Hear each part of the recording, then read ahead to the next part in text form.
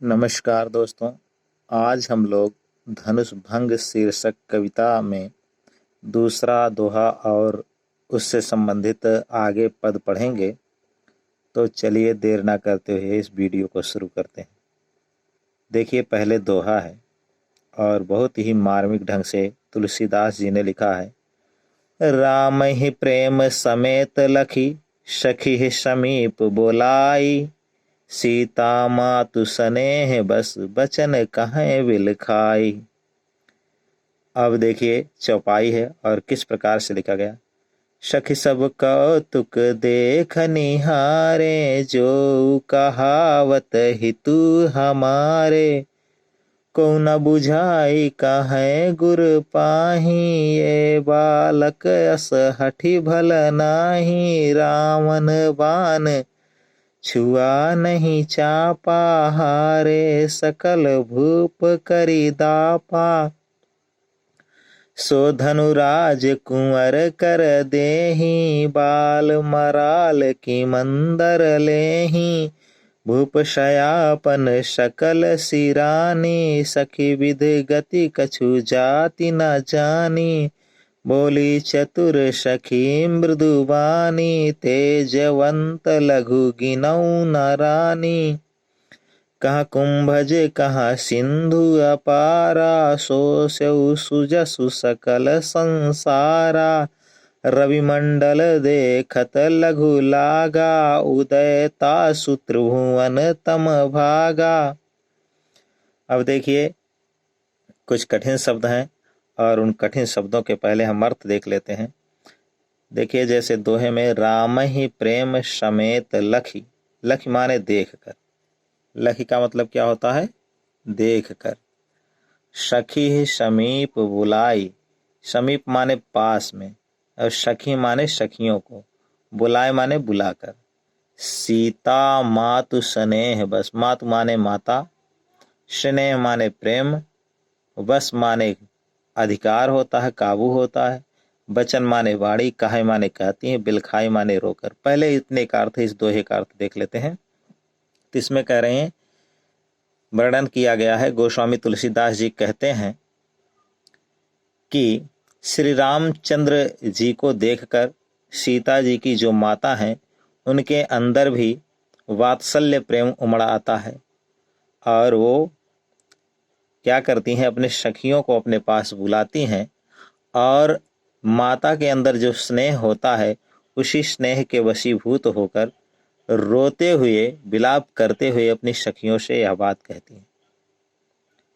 तुलसीदास जी यह कह रहे हैं कि राम को देखने के बाद, राम ही प्रेम समेत लखी, राम को देखने के बाद सीता जी की माता के अंदर राम के प्रति जो वात्सल्य प्रेम है वह उमड़ आता है। इसीलिए वो क्या करती हैं, सखी समीप बुलाए, अपनी सखियों को पास बुला लेती हैं और पास बुला कर क्या कहती हैं, सीता मातु स्नेह बस, सीता की माता अत्यधिक राम के प्रति वात्सल्य प्रेम उमड़ आने के कारण, स्नेह के वशीभूत होने के कारण, बचन कहे विलखाए, रो करके यह बात कहती हैं।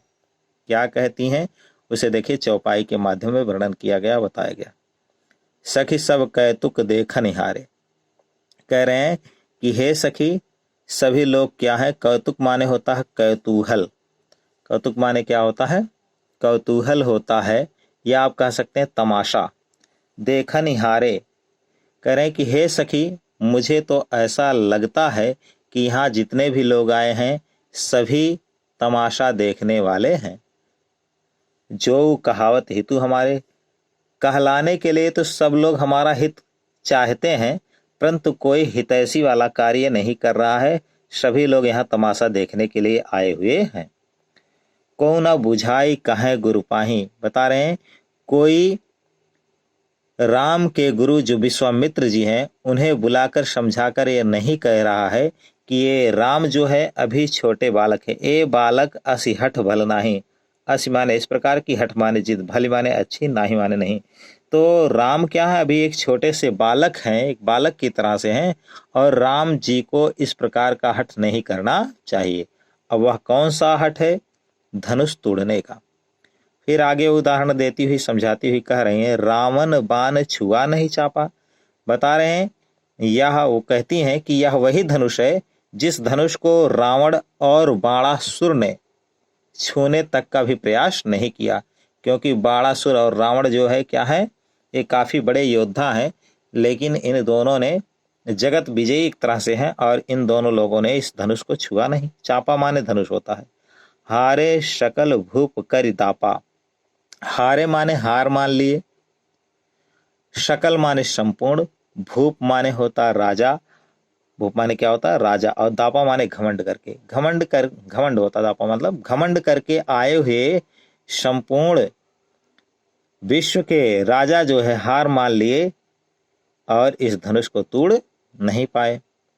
सो धनुराज कुंवर कर देहि, बता रहे विश्वामित्र जी उसी विशाल धनुष को एक छोटे से राजकुमार के हाथ में दे रहे हैं।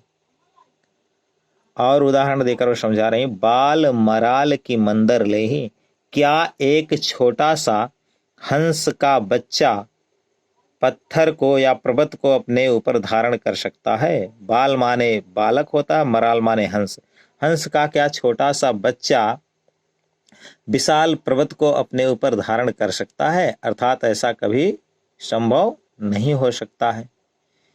आगे बता रहे हैं, भूप शयापन शकल शिरानी, रानी अपने पति अर्थात जनक जी के ऊपर भी क्रोध करते हुए कहती हैं, हे सखियों, मुझे तो ऐसा प्रतीत हो रहा है कि राजा बहुत सयाने बनते हैं, बहुत चालाक बनते हैं, लेकिन आज उनका सयानापन, उनकी चालाकी सब क्या हो गई है, शकल शिरानी सभी क्या हो गई है, समाप्त हो गई है।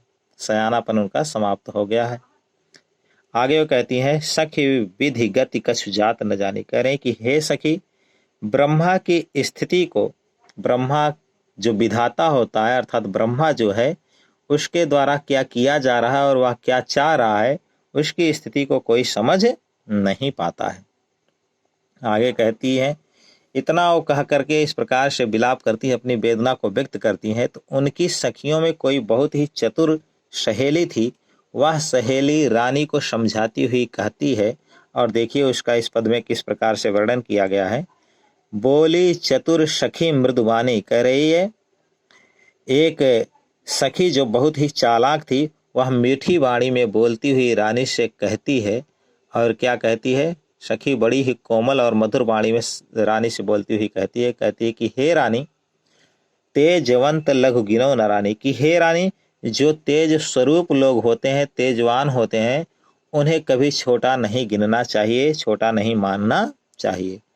आगे उदाहरण देकर वह समझा रही है रानी को, कह रही है, कहाँ कुंभज कहाँ सिंधु अपारा, सोस्यो सुजसु सकल संसारा, कह रही हैं कहाँ घड़ा देखने में बहुत ही छोटा होता है और उस छोटे से घड़े से उत्पन्न होने वाले अगस्त्य ऋषि, और कहाँ सिंधु अपारा, और कहाँ अपरंपार समुद्र, जिसकी सिंधु माने समुद्र होता, कहाँ अपरंपार समुद्र सागर, सोस्यो सुजसु सकल संसारा, सोस्यो माने शोक कर, सुजस माने अपने अच्छी कीर्ति से, सकल माने संपूर्ण, संसारा माने विश्व। तो उन्होंने क्या किया, परंतु उन्होंने क्या किया, जो अगस्त्य ऋषि घड़े से उत्पन्न हुए थे, वे संपूर्ण सागर को शोक कर क्या करते हैं, अपने अच्छे यश को, अपने अच्छी कीर्ति को पूरे विश्व में फैलाने का कार्य करते हैं। और फिर आगे वर्णन करती हुई वह समझाती हुई कहती है, रवि मंडल देखत लघु लागा, कह रहे हैं सूर्य का, वो स्त्री समझा रही जो उनकी सखी है सीता जी के माता की, वो समझा रही है कि सूर्य का मंडल देखने में तो छोटा लगता है, परंतु उदय तासु त्रिभुवन तम भागा, परंतु जब वह उदित होता है तो तीनों लोकों का अंधकार नष्ट हो जाता है। इस प्रकार से आपको शोक नहीं करना चाहिए, राम अवश्य ही धनुष तोड़ेंगे। और वह इस प्रकार से अपनी रानी को एक उचित सलाह देती है। अब आइए दोस्तों, इसमें हम लोग काव्यगत सौंदर्य देखते हैं। तो काव्यगत सौंदर्य में देखेंगे सबसे पहले तो इसमें सीता जी की माता के अंदर जो स्वाभाविक चिंता है उसकी अभिव्यक्ति बहुत ही अनूठे ढंग से महाकवि तुलसीदास जी ने की है। भाषा अवधि है और यह प्रबंधात्मक शैली में लिखा गया महाकाव्य है। छंद यहाँ दोहा और चौपाई है। रस शांत है और गुण प्रसाद है। अलंकार देखेंगे तो आपको अनुप्रास, उपमा और उदाहरण अलंकार देखने को मिलेंगे। कहीं कहीं रूपक की भी छटा है। तो आज के लिए इतना ही दोस्तों, मिलते हैं अगले वीडियो में। इसको पढ़िए, देखिए और लाइक, शेयर, सब्सक्राइब कीजिए चैनल को। बहुत बहुत धन्यवाद दोस्तों।